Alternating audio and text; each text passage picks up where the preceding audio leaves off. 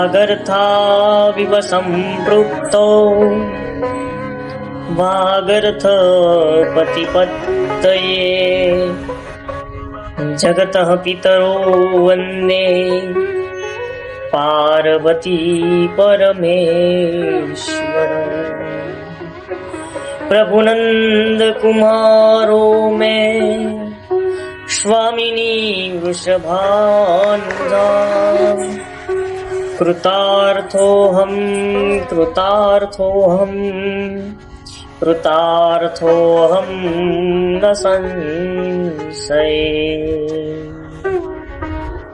આયે હનુમંત બિરાજીએ કથા કહું મતિ અનુસાર પ્રેમ સહિત ગાદી ધરવું પધારીએ પવન કુમાર પધારીએ પવન કુમાર બોલીએ શ્રી ભોલેનાથ ભગવાન કી જય।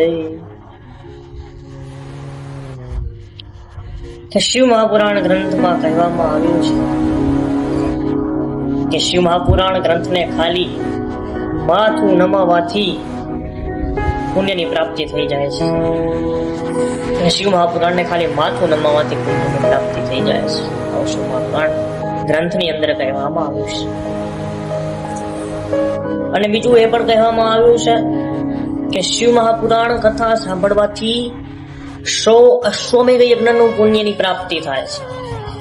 100 અશ્વમેઘ યજ્ઞ આપણે કરીએ એના જેટલા પુણ્યની પ્રાપ્તિ થાય એટલા પુણ્યની પ્રાપ્તિ ફક્ત ને ફક્ત શિવ મહાપુરાણ કથા સાંભળવાથી મળે છે। શિવ મહાપુરાણ કથા જે ભાગ્યશાળી હોય છે એને શિવ મહાપુરાણની કથા મળે છે, એને સાંભળવાનો મોકો મળે છે। કે જે ભાગ્યશાળી હોય છે એને શિવ કથા સાંભળવાનો મોકો મળે છે, કે જેને તેને શિવ કથા સાંભળવાનો મોકો પણ મળતો નથી। એવી જ રીતના એક ગામની અંદર એક બાપા રહેતા હતા। એ જ્યાં જ્યાં આજુબાજુમાં શિવ કથા હોય એ શિવ કથા સાંભળવા માટે બાપા ત્યાં જતા। અને એક દિવસ એને પણ એવો વિચાર આવ્યો કે મારે પણ મારા ઘર આંગણે શિવ મહાપુરાણ કથાનું પારાયણ કરવું છે, શિવ કથાને બેસાડવી છે, શિવ કથા કરાવી છે।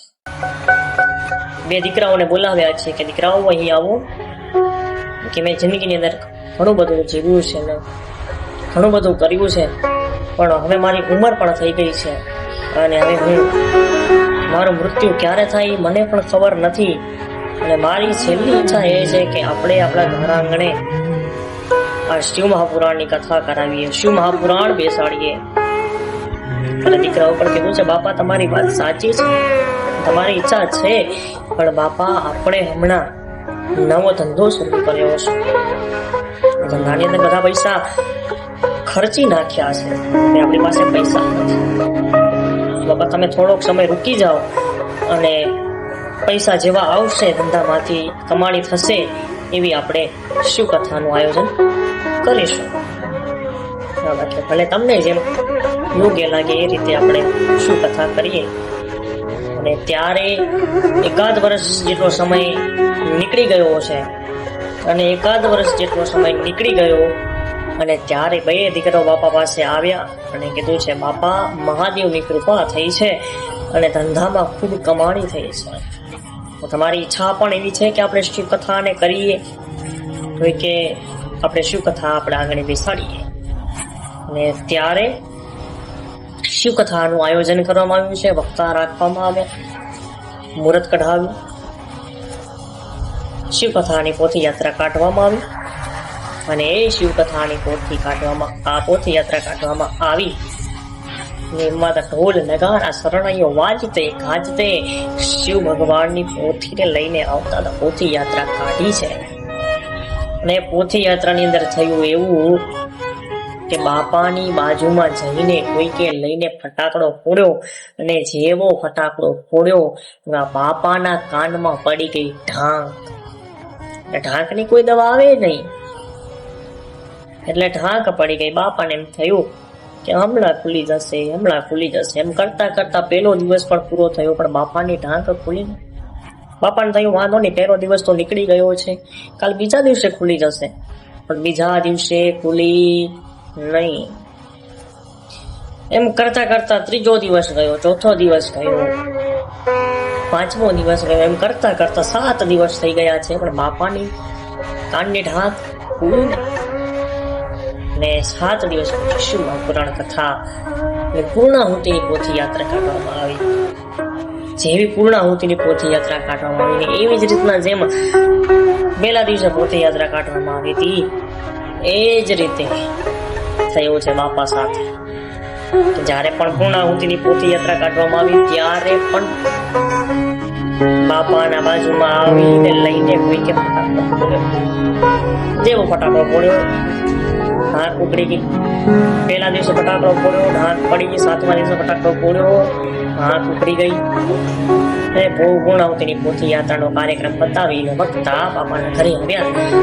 અને બાપા અને વક્તા અને એના દીકરા અને બધા મહેમાનો બધા બેઠા હતા. ત્યારે વક્તાએ બાપાને લઈને પૂછ્યું કે બાપા કથા કેવી રહી ને ગમ્યું ને? ત્યારે બાપા કીધું કે વક્તા શ્રી તમારી પાસે હવે શું ખોટું બોલવાનું? થયું છે એવું કે 7 દિવસની તમે જે કથા કરી એ કથામાં તો હું જે હતો પણ કથામાંથી મને કથાનો કોઈ સમજાણો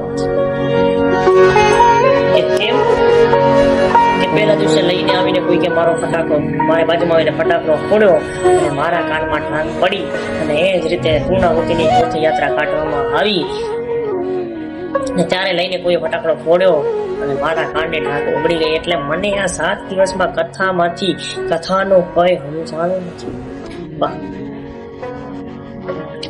ત્યારે વક્તાશ્રીએ ખાલી એટલું જ કીધું કે બાપા તમારા ભાગ્યમાં નહીં હોય ને એટલે તમને આ શિવકથા નથી મળી. બાકી આ શિવકથા જે ભાગ્યવાન હોય ને ભાગ્યશાળી લોકો હોય ને એને જ આ શિવકથા મળે છે. બાપા તમારા ભાગ્યમાં નહીં હોય ને એટલે કદાચ તમારા ઘર આંગણે આવી અને આ શિવકથા હાલી ગઈ છે અને તમને શિવકથામાંથી એક શબ્દ પણ નથી સમજાણો. બાપા તમારા ભાગ્યમાં શિવકથા લખેલી નહીં હોય. એટલા માટે જ કહેવામાં આવ્યું છે કે આ શિવકથા જે ભાગ્યશાળી હોય છે એ લેવા લોકોને આ પ્રાપ્તિ થતી હોય છે. અને જ્યારે જ્યારે પણ આવી શિવકથાઓની પ્રાપ્તિ થતી હોય છે ને, જ્યારે જ્યારે આવી કથાઓની પ્રાપ્તિ થાય ને ત્યારે સાંભળી લેજો. બાકી તો આજે જશું ને કાલે જશું એમાં કરતા કરતા દિવસો વીતી જશે. અને એવી ઢાંક આપણી પડી ગઈ હોય તો ખોલવાના પ્રયાસો કરજો. અને કાનમાં ઢાંક પડાવવાની નથી પરંતુ કાનમાંથી ઢાંક ઉઘાડવાની છે. એમાં સત્કર્મો જ્યાં થતા હોય ત્યાં જવું જોઈએ ને આવા સત્કર્મોનો આનંદ લેવો જોઈએ. એવો શું પુરાણ કથાનો પ્રયોગ છે. સત્કર્મો વારે વારે નથી મળતા, ભાગ્યે મળે છે અને ભાગ્યમાં લખેલા હોય તો મળે છે. પણ એને એમને ગુમાવી ન દેવાય ને આપણાથી ગુમાવી ન જાય ને એનું આપણે કાળજી રાખવી જોઈશે, આપણે ધ્યાન રાખવું જોઈશે. હા, એટલે કદાચ ઢાંક બાપાના જેમ આપણે પણ નપડી જાય એનું ખાસ આપણે ધ્યાન રાખવું. કદાચ ઘર આંગણેથી આવીને પણ નીકળી જશે. આ કથા એ સ્વયં અમૃત છે. મહાદેવ.